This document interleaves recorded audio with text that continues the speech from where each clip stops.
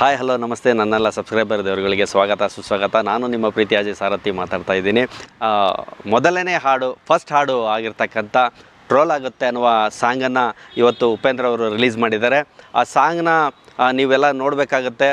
ಮೊದಲಿಗೆ ಜನರಿಗೆ ಕನ್ಫ್ಯೂಸ್ ಮಾಡಿದರು. ಏನಪ್ಪ ಅಂತಂದರೆ ಅದು ಚೀಪ್ ಅನ್ನುವಂಥ ಒಂದು ಸಾಂಗ್ನ ಬಿಡುಗಡೆ ಮಾಡ್ತೀನಿ, ಚೀಪ್ ಅನ್ನೋ ಸಾಂಗ್ನ ಇದು ಮಾಡ್ತೀನಿ ಅಂತಂದು ಹೇಳಿದರು. ಆದರೆ ಜನ ಎಲ್ಲ ಕನ್ಫ್ಯೂಸ್ ಆಗಿದ್ದರು. ಚೀಪ್ ಸಾಂಗ್ನ ಬಿಡ್ತಾರೆ ಅಂತ ಕಾಯ್ತಾಯಿದ್ರು. ಬಟ್ ಉಪೇಂದ್ರ ಅವರು ಅಲ್ಲೂ ಕೂಡ ಅವರ ಬುದ್ಧಿವಂತಿಕೆಯನ್ನು ತೋರಿಸಿದ್ದಾರೆ. ಅಲ್ಲಿ ಚೀಪ್ ಸಾಂಗ್ನ ನಿಲ್ಲಿಸ್ಬಿಟ್ಟು ಫಸ್ಟ್ ಸಾಂಗ್ನ ಟ್ರೋಲ್ ಆಗುತ್ತೆ ಅನ್ನುವಂಥ ಒಂದು ಸಾಂಗ್ನ ಬಿಟ್ಟಿದ್ದಾರೆ. ಇದು ಟ್ರೋಲ್ ಆಗುತ್ತೆ ಅನ್ನುವ ಸಾಂಗ್ ಕಾರಣ ಏನಪ್ಪ ಅಂದರೆ, ಈಗಿನ ಜನ್ರೇಷನ್ನಲ್ಲಿ ಇರ್ತಕ್ಕಂಥ ಎಲ್ಲರಿಗೂ ಇಷ್ಟ ಆಗುವಂಥ ಒಂದು ಟ್ರೋಲ್ ಆಗುತ್ತೆ ಸಾಂಗ್ನ ಮಾಡಿದ್ದಾರೆ.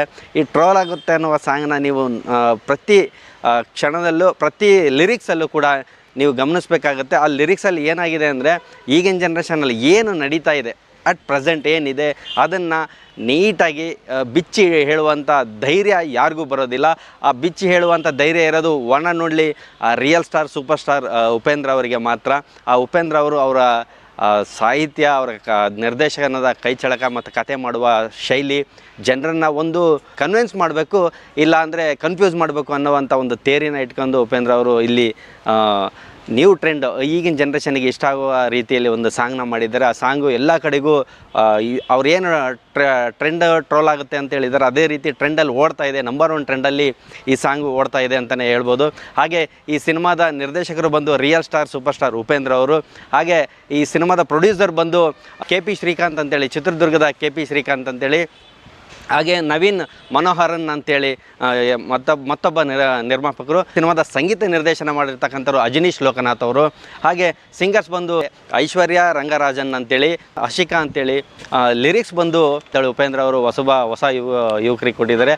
ನರೇಶ್ ಕುಮಾರ್ ಅನ್ನುವ ಯುವಕನಿಗೆ ಇದೊಂದು ಸಾಂಗ್ನ ಬರೆಯೋದಕ್ಕೆ ಅವಕಾಶ ಮಾಡಿಕೊಟ್ಟಿದ್ದಾರೆ. ಹಾಗೆ ಕೊರಿಯೋಗ್ರಫಿ ಬಂದು ಇಮ್ರಾನ್ ಸರ್ದಾರಿ ಅವರು ಈ ಸಾಂಗಿಗೆ ಕೊರಿಯೋಗ್ರಫಿ ಮಾಡಿರ್ತಕ್ಕಂಥವ್ರು. ಈ ಒಂದು ಹಾಡು ಯಾವ ಆಡಿಯೋದಲ್ಲಿ ಬಂದಿದೆ ಅಂತಂದರೆ, ಇದು ಲಹರಿ ಸಂಸ್ಥೆಯಿಂದ ಈ ಹಾಡು ಬಿಡುಗಡೆ ಆಗಿರ್ತದೆ. ಈ ಮಧ್ಯೆ ಉಪೇಂದ್ರ ಅವರು ನಿರ್ದೇಶನವನ್ನು ಬಿಟ್ಟಿದ್ದರು.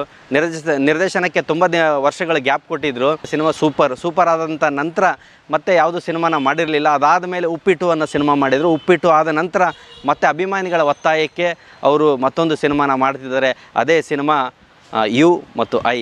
ಸಾಂಗ್ನಲ್ಲಿ ಈಗಿನ ಜನ್ರೇಷನಿಗೆ, ಈಗಿನ ಟ್ರೆಂಡಿಗೆ ಏನು ಓಡ್ತಾ ಇದೆ, ಇನ್ಸ್ಟಾಗ್ರಾಮಲ್ಲಿ ಏನು ಟ್ರೆಂಡಿಂಗಲ್ಲಿ ಓಡ್ತಾ ಇದೆ, ಆ ಇನ್ಸ್ಟಾಗ್ರಾಮಲ್ಲಿ ಓಡ್ತಕ್ಕಂಥ ಟ್ರೆಂಡಿಂಗು, ಟ್ರೋಲು ಯಾವುದನ್ನೂ ಬಿಟ್ಟಿಲ್ಲ, ಎಲ್ಲದನ್ನು ತಗೊಂಡಿದ್ದಾರೆ. ಫಾರ್ ಎಕ್ಸಾಂಪಲ್ ಅವ್ರದ್ದೇ ಸಿನಿಮಾದ ಸಾಂಗ್ ಆಗಿರ್ತಕ್ಕಂಥ ಕರಿಮಣಿ ಮಾಲೀಕ ಆಗಿರ್ಬೋದು. ಆಮೇಲೆ ಭರ್ಜರಿ ಟ್ರೋಲ್ ಆಗಿರ್ತಕ್ಕಂಥ ಇನ್ನೊಂದು ಯಾವುದಂದರೆ ಡೋಲೋ 650 ಮಾತ್ರೆ ಬಿಸಿ ರಾಗಿ ಮುದ್ದೆ ಅಂತ ಅನ್ನೋದಂಥದ್ದು. ಆಮೇಲೆ ರಾಜಕೀಯವಾಗಿ ಎಲ್ಲ ಫ್ರೀ ಅನ್ನುವಂಥ ಒಂದು ಡೈಲಾಗ್ ಆಗಿರ್ಬೋದು.